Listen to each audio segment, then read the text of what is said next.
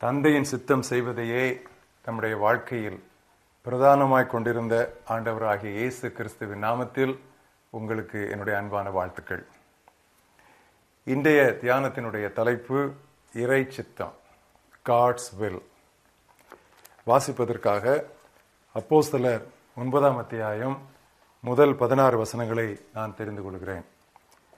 சவுல் என்பவன் இன்னும் கர்த்தருடைய சீடரை பயமுறுத்தி கொலை செய்யும்படி சீறி பிரதான ஆசாரியரிடத்திற்கு போய், இந்த மார்க்கத்தாராகிய புருஷரையாகிலும் ஸ்திரீகளையாகிலும் தான் கண்டுபிடித்தால் அவர்களை கட்டி எருசலேமுக்கு கொண்டு வரும்படி தமஸ்குவில் உள்ள ஜெப ஆலயங்களுக்கு நிருபங்களை கேட்டு வாங்கினான். அவன் பிரயாணமாய் போய் தமஸ்குவுக்கு சமீபித்த போது சடிதியிலே வானத்திலிருந்து ஒரு ஒளி அவனை சுற்றி பிரகாசித்தது. அவன் தரையிலே விழுந்தான். அப்பொழுது, சவுலே சவுலே, நீ ஏன் என்னை துன்பப்படுத்துகிறாய் என்று தன்னுடனே சொல்லுகிற ஒரு சத்தத்தை கேட்டான். அதற்கு அவன், ஆண்டவரே, நீர் யார் என்றான்.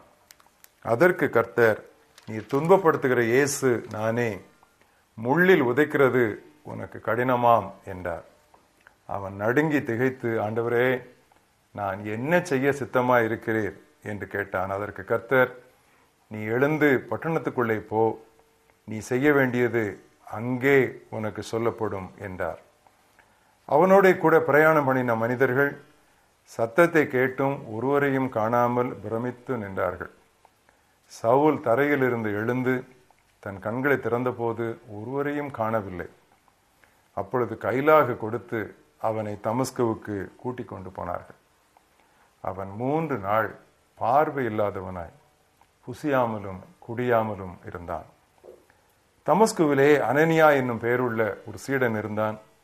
அவனுக்கு கர்த்தர் தரிசனமாகி, அனனியாவே என்றார். அவன், ஆண்டவரே, இதோ அடியேன் என்றான். அப்பொழுது கர்த்தர், நீ எழுந்து நேர்தெரு எனப்பட்ட தெருவுக்கு போய் யூதாவின் வீட்டில் தர்சு பட்டணத்தானாகிய சவுல் என்னும் பெயருள்ள ஒருவனை தேடு. அவன் இப்பொழுது ஜெபம் பண்ணுகிறான். அனனியா என்னும் பெயருள்ள ஒரு மனிதன் தன்னிடத்தில் வரவும் தான் பார்வையடையும்படி தன் மேல் கை வைக்கவும் தரிசனம் கண்டான் என்றார். அதற்கு அனனியா, ஆண்டவரே, இந்த மனிதன் எருசலேமில் உள்ள உம்முடைய பரிசுத்தவான்களுக்கு எத்தனையோ பொல்லாங்குகளை செய்தான் என்று அவனை குறித்து அநேகரால் கேள்விப்பட்டிருக்கிறேன். இங்கேயும் உம்முடைய நாமத்தை தொழுது கொள்கிற யாவரையும் கட்டும்படி அவன் பிரதான ஆசாரியர்களால் அதிகாரம் பெற்றிருக்கானே என்றான். அதற்கு கர்த்தர், நீ போ, புறவினத்தாருக்கும் ராஜாக்களுக்கும் இஸ்ரவேல் புத்திரருக்கும் என்னுடைய நாமத்தை அறிவிக்கிறதற்காக நான் தெரிந்து கொண்ட பாத்திரமாயிருக்கிறான். அவன் என்னுடைய நாமத்திற்காக எவ்வளவாய் பாடுபட வேண்டும் என்பதை நான் அவனுக்கு காண்பிப்பேன் என்றார். இன்றைய மனப்பாட வசனம் சங்கீதம் 32 வசனம் 8. நான் உனக்கு போதித்து நீ நடக்க வேண்டிய வழியை உனக்கு காட்டுவேன். I will instruct you and teach you in the way you should go. கடவுளது சித்தம் என்று வரும்பொழுது நாம் 2 பகுதிகளை அறிய வேண்டும். ஒன்று கடவுளுடைய பொதுவான விருப்பம், அடுத்தது தனிப்பட்டவருக்கான அவருடைய குறிப்பான விருப்பம் அல்லது சித்தம். One is God's will in general, the other is God's will that's specific. கடவுளின் பொதுவான விருப்பம் அடிப்படையானது, அது எல்லாருக்கும் ஒன்று போல் அமைகிறது. எடுத்துக்காட்டாக, பரிசுத்தம் உள்ளவர்களாய் இருக்க வேண்டும் என்பதே தேவனுடைய சித்தமாக இருக்கிறது. அது நபருக்கு நபர் மாறுவதில்லை, எல்லாருக்கும் ஒன்றுதான். அப்படியே எல்லாவற்றிற்காகவும் தேவனை ஸ்தோத்திரியுங்கள், இதுவே தேவனுடைய சித்தமாக இருக்கிறது, இது நபருக்கு நபர் மாற்றம் கிடையாது, எல்லாருக்கும் அது ஒன்றுதான். அப்படியே தீமைக்கு தீமை செய்யாமல் நன்மை செய்யுங்கள், இப்படி செய்வது உங்களை குறித்த தேவனுடைய சித்தமாக இருக்கிறது, அதுவும் எல்லாரையும் குறித்து ஒரு சமமான பொதுவான திட்டம். இந்த பொதுவான தேவனுடைய தீர்மானம், தேவனுடைய விருப்பத்தை நாம் மிகவும் கவனமாக நம்முடைய வாழ்க்கையிலே நிறைவேற்றிக் கொண்டே இருந்தால் குறிப்பான தேவனுடைய சித்தம் நம்முடைய தனிப்பட்ட வாழ்க்கைக்கு தெரிவது மிகவும் எளிதாகிவிடும். கடவுளுடைய குறிப்பான விருப்பத்தை அறிவதற்கு 4 உதவிகள் உண்டு. 1, திருமறை போதனை. தாவீது சொல்லுகிறான், உம்முடைய வசனம் என் கால்களுக்கு தீபமும் என் பாதைக்கு வெளிச்சமுமாயிருக்கிறது என்கிறார். நம்முடைய நடத்தைக்கும் நம்முடைய எல்லா விதமான வாழ்க்கையின் காரியங்களுக்கும் முடிவான அதிகாரம், the final authority, the final say, அது திருமறையே, God's word. திருமறை ஏதாவது ஒரு செயலை ஆமோதிக்கவில்லை என்றால் அடுத்து அதை குறித்து நாம் சிந்திக்க தேவையே கிடையாது. இரண்டாவது, தூயாவியானவர். இயேசு சொன்னார், தூயாவியானவர் வரும்பொழுது உங்களை எல்லா சத்தியத்திற்குள்ளும் அவர் நடத்துவார் என்று சொன்னார். நமக்குள்ளே இருக்கிற ஆவியானவர் நம்முடைய இருதயத்திலும் நம்முடைய மனதிலும் சில உணர்வுகளை பதிக்கிறார். நாம் தேவனுடைய பிள்ளைகளாக இருக்கிறோம் என்று ஆவியானவர் தாமே நம்முடைய ஆவியோடு, நம்முடைய உள்ளான மனிதனோடு அவர் சான்று பகிர்கிறார். மூன்றாவது, முதிர்ச்சியுள்ள விசுவாசிகள், தலைவர்கள், ஊழியக்காரர், அவர்களுடைய அறிவு, அனுபவம், வரங்கள், இவைகள் வாயிலாகவும் ஆலோசனையாக தேவனுடைய குறிப்பான சித்தம் நமக்கு வெளிப்படலாம். பவுல் பிலிப்பியருக்கு எழுதும் பொழுது, நீங்கள் என்னிடத்தில் கேட்டும் கற்றும் கண்டும் இருக்கிற காரியங்களின்படி செய்யுங்கள் என்று சொன்னார். அப்படியே தீமோத்தேயுக்கு பவுல் எழுதும் பொழுது, நான் சொல்லுகிறவைகளெல்லாம் நினைத்துக்கொள், கடவுள் உனக்கு ஞானத்தை தருவார் என்று சொன்னார். நான்காவதாக, சூழ்நிலைகள். பொதுவாக சூழ்நிலைகளை குறித்து நாம் யோசிக்கும் பொழுது நாம் எடுக்கிற தீர்மானத்தை உறுதிப்படுத்திக் கொள்ள முடிவான ஒரு கூறாக அது நமக்கு பயன்படும். ஏனெனில் நம்முடைய வாழ்க்கையில் சூழ்நிலைகளை கட்டளையிடுகிறவர் கடவுள்தான். இந்த 4 காரியங்களும், ஆண்டவருடைய வார்த்தை, ஆண்டவருடைய ஆவியானவர், ஆண்டவருடைய ஊழியக்காரர், தேவ மனிதருடைய ஆலோசனை, சூழ்நிலைகள், இந்த 4ம் ஒருங்கிணைந்து ஒரே கோட்டிலே அமையுமானால் நாம் அந்த திசையிலே தைரியமாக முன் செல்லலாம். மட்டுமல்ல, நாம் எடுத்த தீர்மானத்தை குறித்த ஒரு மன சமாதானம், பீஸ் டெஸ்ட் என்று சொல்வார், மன சமாதானமும் நமக்கு கிடைக்கும்.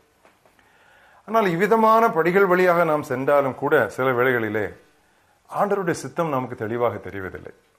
அதற்கு சில காரணங்கள் இருக்கலாம். ஒரு காரணம், தேவன் அந்த வேளையிலே தம்முடைய சித்தத்தை நமக்கு வெளிப்படுத்துவாரானால் அதை ஏற்று செயலாற்றக்கூடிய மனப்பக்குவம் நமக்கு ஒருவேளை இல்லாமல் இருக்கலாம். இயேசு ஒரு முறை சொன்னார், இன்னும் நான் உங்களுக்கு சொல்ல வேண்டிய காரியங்கள் நிறைய இருக்கின்றன, இப்பொழுது நான் அவைகளை சொன்னால் நீங்கள் தாங்க மாட்டீர்கள் என்று இயேசு சொன்னார். இப்படிப்பட்ட சூழ்நிலையிலே நாம் செய்ய வேண்டியது, நமக்கு தெரிந்தவற்றை நாம் விறுவிறுப்பாக செய்து கொண்டே இருக்க வேண்டும். மீதி காரியங்களை கர்த்தர் நமக்கு அவ்வப்பொழுது வெளிப்படுத்துவார். இன்னொரு காரணம், நமக்கு தேவனுடைய சித்தம் வெளிப்படாமல் இருப்பதற்கு நமக்கு தேவையானது கூடுதல் கீழ்ப்படிதல் தானே ஒழிய கூடுதல் வெளிப்பாடு அல்ல என்று ஆண்டவருக்கு தெரியுமானால் நம்முடைய சித்தத்தை அவர் வெளிப்படுத்த மாட்டார். அப்படிப்பட்ட சமயங்களிலே நாம் நம்ம இன்னும் நன்றாக ஆராய்ந்து பார்த்து காரியங்களை சரி செய்ய அவர் விரும்புகிறார். சங்கீதத்திலே வாசிக்கிறோம், 50ஆம் சங்கீதத்திலே, தன் வழியை சரி செய்கிறவனுக்கு, செம்மைப்படுத்துகிறவனுக்கு கடவுளின் மீட்பை வெளிப்படுத்துவேன். இன்னொரு காரணம் இருக்கலாம், ஆண்டவர் தம்முடைய சித்தத்தை வெளிப்படுத்தாமல் இருப்பதற்கு நமது நம்பிக்கையை அவர் பலப்படுத்த விரும்புகிறார் போலும். நம்முடைய நம்பிக்கையை, விசுவாசத்தை உறுதிப்படுத்த வேண்டுமானால் சற்று நிச்சய மின்மையே கடவுள் விட்டுத்தான் விடுவார். An element of uncertainty adds strength to our faith. அப்படித்தான் அவர் நம்முடைய நம்பிக்கையை அவர் வலுப்படுத்துகிறார். எல்லா விவரங்களையும் தந்து விடுகிற ஒரு கட்டிட வரைபடம், ப்ளூ பிரிண்டை ஆண்டவர் நம்முடைய கையிலே கொடுப்பதில்லை. அவர் ஓரடி மட்டும் நமக்கு காட்டுகிறார். ஜான் நியூமன் என்கிற தேவ மனிதன் கப்பற் பயணத்திலே போகும் பொழுது ஒரு நாள் நள்ளிரவு கப்பல் நடுக்கடலிலே மாட்டிக்கொண்டது. எந்த பக்கமும் வெளிச்சமில்லை, எங்கே திரும்ப வேண்டும் என்று தெரியவில்லை. அப்பொழுதுதான் அவர் இந்த பாடலை பாடினார், காரிருளில் என் நேச தீபமே நடத்துமேன், வேறொளி இல்லை வீடும் தூரமே நடத்துமேன், நீர் தாங்கின் தூர காட்சி ஆசியேன், ஓரடி மட்டும் என் முன் காட்டுமேன். ஆங்கிலத்தில் அது மிகவும் பிரபலமான பாடல். Lead kindly light, Amid the encircling gloom, lead thou me on. One step enough for me. நான் உனக்கு போதித்து நீ நடக்க வேண்டிய வழியை உனக்கு காட்டுவேன். ஜெபிப்போம். நல்ல ஆண்டவரே, உம்முடைய திருவுளத்தை, உம்முடைய திருச்சித்தத்தை நாங்கள் அறிந்து கொள்வதற்காக நீர் எங்களுக்கு தந்திருக்கிற உம்முடைய திரு வார்த்தைக்காக, உம்முடைய ஆவியானவருக்காக, உம்முடைய மனிதருக்காக, எங்கள் வாழ்க்கையிலே நீர் கட்டளையிடுகிற அனுமதிக்கிற சூழ்நிலைகளுக்காக நாங்கள் உமக்கு நன்றி சொல்கிறோம். கடந்த காலங்களிலே உம்முடைய சித்தத்தை தெளிவாக அறிந்திருந்தும் நாங்கள் கீழ்ப்படியாத சமயங்களுக்காக உம்முடைய சமூகத்திலே வருகிறோம். எங்களை மன்னியும். இதற்காக உம்முடைய முகத்தை எங்களுக்கு மறைத்து கொள்ளாதேயும். உம்முடைய சத்தத்தை கேட்கக்கூடாத அளவு நீர் மௌனமாயிராதேயும். கர்த்தாவே சொல்லும் அடியார்கள் கேட்கிறோம். நீர் வெளிப்படுத்தும் நாங்கள் கீழ்ப்படுகிறோம். உம்முடைய சித்தத்தை கண்டுபிடித்து கடைபிடிப்பதிலே நாங்கள் வல்லவர்களாக, தேறினவர்களாக இருக்க எங்களுடைய ஆன்மீக தசைகளை நீர் பயிற்றுவியும் வலுப்படுத்தும். இயேசு கிறிஸ்துவின் நாமத்தில் பிதாவே, ஆமென்.